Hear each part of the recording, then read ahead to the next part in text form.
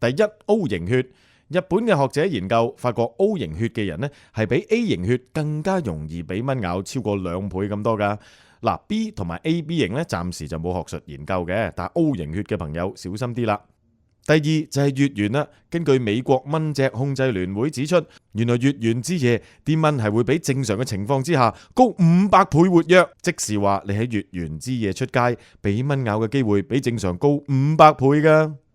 第三就係酒精啦，特別係啤酒。學者研究指出，酒精會令你更加容易俾蚊咬，甚至乎平時你飲慣啤酒咧，都會比正常人容易惹蚊嘅。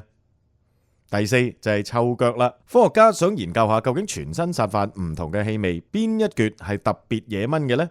佢發覺原來嗅腳咧係特別惹蚊嘅。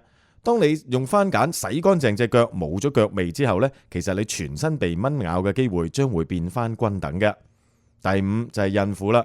大肚婆會比正常人高出2倍嘅機會俾蚊咬嘅。學者指出，可能因為蚊隻發覺大肚婆咧會散發更加多嘅二氧化碳，同埋體溫比正常嘅人高少少。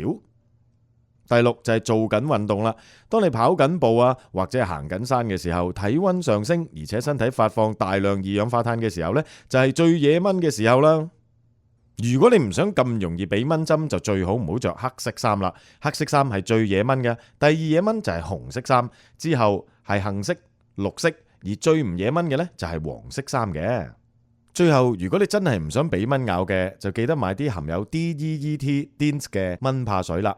其他好多嘅產品都標榜自己冇 DEET，但係科學嘅證明指出，其他嗰啲冇 DEET 嘅，其實防蚊能力因人而異。如果你真係怕俾蚊咬嘅，記得買啲蚊怕水含有 DEET 成分㗎啦。